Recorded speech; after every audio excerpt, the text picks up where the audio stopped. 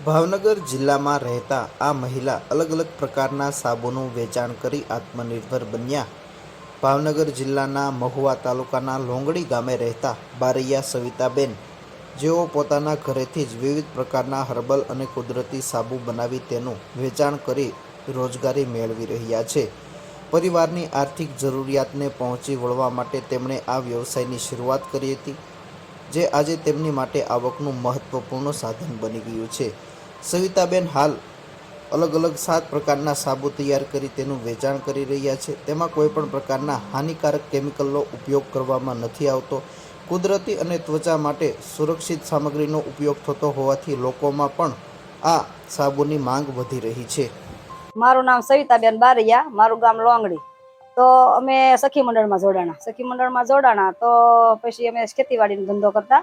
તો એમાં ઘર પરિવારનું ગુજરાન ન ચાલતું, તો ક્યાંકનું ક્યાંક અટકે. છોકરાના ભણતરમાં, પછી ખેતીવાડીમાં આપણે ગમે નાખવું હોય તો ટાઈમે થાય નહીં, પૈસા ઘટે.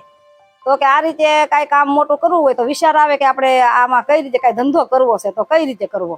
તો સખી મંડળમાં જોડાણા. તો અમને ત્યાંથી પછી 10,000ની લોન લીધી. પહેલા ખેતીવાડીમાં ખાતર બિયારણ નાખીને એમાં અમે થોડાક આગળ વધ્યા.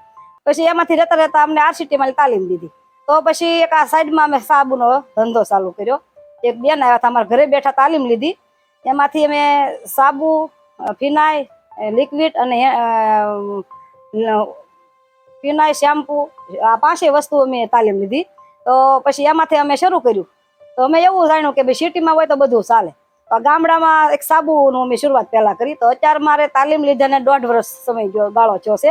તો પહેલા શરૂઆતમાં મારે ઘરે થોડો 200, 500, 700, 1000 એમ કરીને 1000-1200 સુધીનું વેચાણ મહિને થતું. તો અત્યારે હવે અમને તાલુકામાંથી બધે બોલાવે છે, રજીસ્ટ્રેશન કરાવે. તો પહેલા બેનો બહુ ઓછા જતા, તો મેળામાં તાત્કાલિક વારો આવતો. અને હવે બહુ બધા બેનો બહાર જાય છે, તો રજીસ્ટ્રેશન તો અમે દર વખતે કરાવીએ. પણ કારક જ વારો વર્ષમાં 1-2 વારમાં થાય. અને જો કે જિલ્લા અમારે ભાવનગરમાં હોય તો અમારે ફરજિયાત હોય જ તે. ને બહારમાં તો આપણે નામ આવે તો જ જવાનું રહે.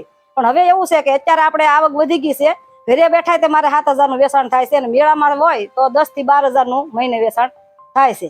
તો આ રીતે હું આ સાઈડમાં અમારો ધંધો, મેં ખેતીવાડી, પશુપાલન બધો ધંધો છે થોડો. પણ એમાંથી નવરી થાવ તો ઘરે આવવું એટલે ફરી થાય તો અમે આ સાઈડનો ધંધો અમારે હાલે છે. અને અમે સાબુ 7 વેરાયટીના બનાવી છે: ભાંગરાનો, ડવ, એલોવેરા, જાસ્મીન, સુખડ, ગુલાબ અને લીમડાના. ને એમાં પ્યોર લીમડો અને ભાંગરો 2 વસ્તુ જાત એવી વસ્તુ છે કે જો મગજમાં માથું માણસ બેનોના વાળ ખરતા હોય, સફેદ વાળ થતા હોય, તો ઈ ભાંગરાનો સાબુ હોય ને એનાથી માથું તમે ધોવો. ભાંગરાનું તેલ બનાવી છે, તો ઈ નાખવાથી મગજને ઠંડક રહે અને વાળ ઓછા ખરે અને સફેદ ઓછા થવા કરે. એટલે એનો સાબુનો એમાં એવું છે કે સાબુ બધા મારે ભાવ એક જ સરખો 30 રૂપિયા છે.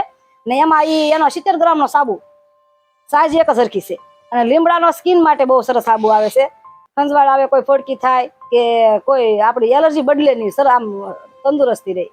તો આ 2 વસ્તુ અસલ વેરાયટી છે આપણી પાસે. પીડીલાઇટ વાળા સસ્તા છે કરસાળ. તો એ મશીન મંગલમ અને તરવાણી કલ્યાણ ફાઉન્ડેશન, એના હું ખૂબ આભારી છું. એના સહયોગથી અમે આગળ આવ્યા છીએ.